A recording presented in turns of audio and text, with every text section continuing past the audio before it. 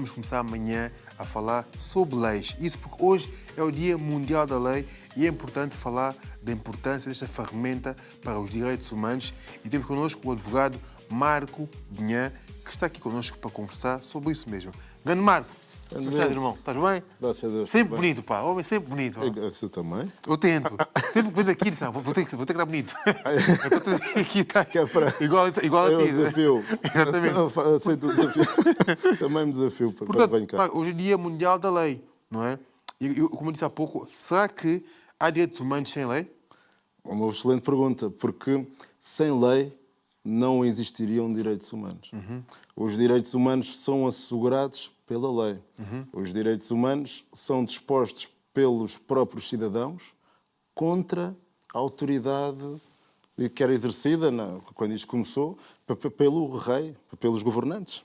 Os direitos humanos estão previstos na lei como limites à atuação do poder soberano.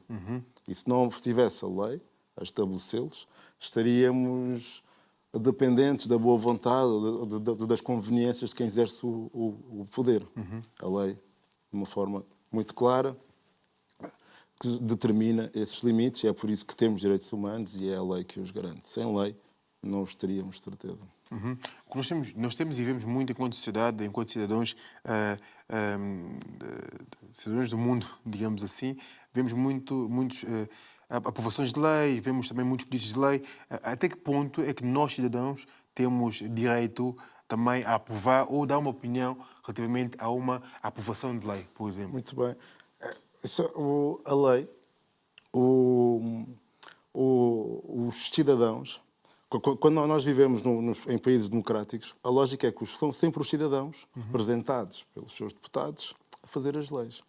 Também nós damos, em quase todos os países do mundo, os governantes podem fazer leis, mas e fazem leis com igual valor às que saem das Assembleias da República, mas essencialmente a lógica, desde há muitos anos, nos países que saíram do iluminismo, digamos assim, na Europa continental, nos países anglo-saxónicos, estendido para a África, é de que são os próprios cidadãos a fazer as suas leis.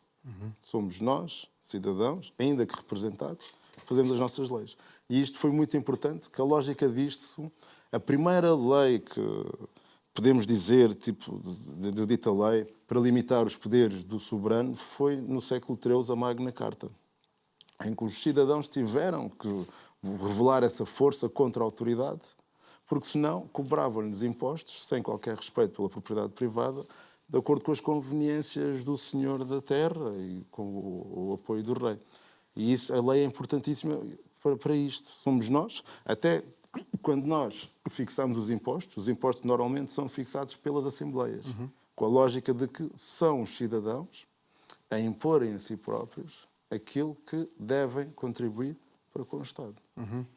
E falando do Estado, será que o Estado deve alguma coisa aos cidadãos no que toca à lei?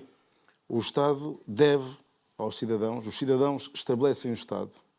O Estado é uma organização para os cidadãos, ao serviço dos cidadãos. É uma organização ao serviço do poder soberano sobre aquele território. Pode ser exercido pelos governantes. Normalmente divide-se o poder soberano em 4. O poder legislativo, que é do que estamos aqui a falar, o poder judicial, o poder administrativo e agora não estou a lembrar Do quê? do quarto poder que sim. se dividem, o poder soberano. A ideia é que são os cidadãos... Eu agora já me perdi da pergunta. Não, posso voltar a repetir. Também posso também para mim também para poder aqui também corrigir-me, porque eu também aqui disse cidadãos em vez de dizer cidadãos. Não, a minha pergunta é muito básica, acho eu, e acho que tu podes muito bem respondê-la. É se o Estado, de alguma forma, deve alguma coisa aos cidadãos no que toca à lei. É isso. Entretanto, eu perdi um bocadinho. O Estado deve tudo aos cidadãos. Por isso é que são fixadas as leis. As leis determinam, especialmente a Constituição, determinam aquilo para que serve o Estado. O Estado serve para determinadas funções e estão previstas na lei. E o cumprimento dessas funções é o dever do Estado. É por isso que o Estado existe. E não existe só para alimentar o poder soberano, existe porque há mais pessoas dentro daquele território onde se exerce o poder soberano. Todo o dever do Estado está previsto em lei, de forma que trate toda a gente por igual. A lei é geral e abstrata. Todo o Estado deve o mesmo a todos os cidadãos. E está tudo previsto na lei. Se não fosse a lei a fixar esses deveres do Estado, o Estado não sabia o que fazer, entre aspas. Nós, por exemplo, em Portugal e nos países democráticos, a lei fixa a competência dos órgãos administrativos e fixa a finalidade para que deve ser usada essa competência dos órgãos administrativos. É diferente, por exemplo, esta comparação é sempre interessante, com os Estados autoritários.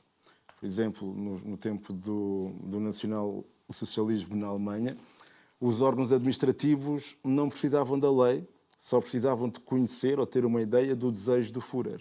E faziam o que fosse preciso, o Estado, administrativamente, fazia o que fosse preciso para satisfazer o desejo do Führer. Isto num Estado totalitário, em que a lei não tem essa importância. Num Estado democrático, a lei tem essa importância máxima. O cidadão que é empregado da junta, que trata do jardim, está a exercer uma competência que só deve usar para aquela finalidade, que é de se tratar de jardim, e porque isso está previsto na lei. Porque senão não o podia fazer. É essa a importância da lei ao nível do Estado. Imaginemos então num mundo muito ilusório em que não existisse lei, de que forma é que os cidadãos poderiam exigir alguma coisa ao Estado? Esse mundo muito ilusório não está muito distante de nós. A nível do tempo e a nível, se calhar, de localização, de distância. E nós, mesmo aqui onde nós vivemos, depois, usei o exemplo do nacionalsocialismo, depois das atrocidades que se viveu no século XX, com a Segunda Guerra Mundial, lá com os nazis, entendeu-se que existem normas que se impõem aos Estados e que não estão escritas. Mas a verdade é que essas normas que se impõem aos Estados e que não estão escritas não têm muito valor. Porque é difícil a pessoa estar obrigada a cumprir aquilo que não sabe o que tem de fazer. É difícil e às vezes é um motivo para não ter de o fazer. Que é o chamado ius cogens. E nós, por isso é que fazemos uma Declaração Universal dos Direitos do Homem, deixamos lá escrito exatamente aquilo que deve ser cumprido, deve ser observado por todos os Estados, mas ainda assim entende-se que, além disso, há normas que se impõem porque sim, que é o chamado direito natural. E é o problema do que as pessoas podem dizer, as pessoas obrigadas podem dizer que não sabem, não conheciam o seu dever, não sabiam. E não há o apoio, as normas jurídicas são acompanhadas daquilo que chamamos de coação e coercibilidade. Coação significa que nós temos toda uma comunidade a exigir a observância daquele comportamento. Se não está escrito, é complicado que a comunidade esteja sintonizada nessa mesma exigência. Torna-se difícil exatamente cumprir aquilo que deve ser cumprido. A coercibilidade também tem que ver com como é que nós vamos impor, com a força do Estado, uma obrigação que a pessoa diz que não sabia e se calhar até podemos entender que não sabia. Como é que nós vamos impor isto? Por exemplo, dizer que é proibido mandar pastilhas para o chão.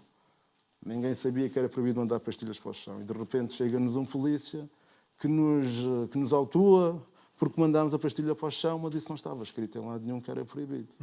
Mas o polícia chega-nos e diz, a partir de agora é. Porque, sim, nós não vivemos assim. Mas era possível viver-se num país assim.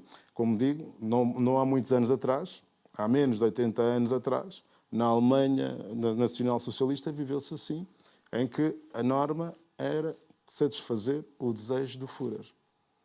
Porque a lei não importava. As leis tinham total irrelevância. O nacionalsocialismo fez as atrocidades que fez com uma Constituição que inspirou a atual Constituição portuguesa. Com uma Constituição que respeitava supostamente os direitos humanos. E fizeram todas as atrocidades. Porque a lei tornou-se irrelevante. A importância da lei é assegurar que o Estado cumpre as suas funções perante os cidadãos. Porque o Estado é dos cidadãos. E a única garantia de que é nosso é o cumprimento da lei. Nós, na Assembleia da República, fixamos aquilo que o Estado deve cumprir. E, ao mesmo tempo, também, a lei acaba também por limitar ao próprio Estado de exigir algum poder sobre nós. É esse limite. A lei é esse limite. Porque se não fosse a lei, seria a força. Por exemplo, a força aqui não é necessariamente a força bruta, a força física. Se eu tiver muito dinheiro e o Estado precisar do meu dinheiro, o Estado não me exige a mim o mesmo que exige aos outros. Exato. Porque um dia há de vir ter comigo para pedir o que eu preciso, para pedir o que precisa, né, e que eu tenho. E essa força não tem esse valor num país que cumpre a lei. A lei serve para... Todos somos iguais, com mais ou menos força.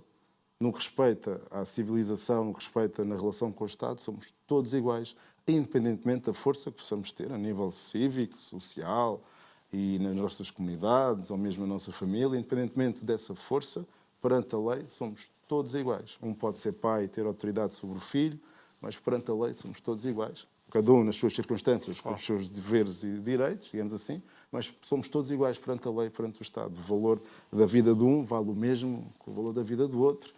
E entre outras coisas, a lei traz-nos isto, de sermos todos iguais perante o Estado, apesar das dificuldades, das diferenças de poder que possam existir na vida comum das pessoas. Exatamente. Então, que as leis continuem a ser feitas e que realmente sejam justas para todos nós, que é o mais importante.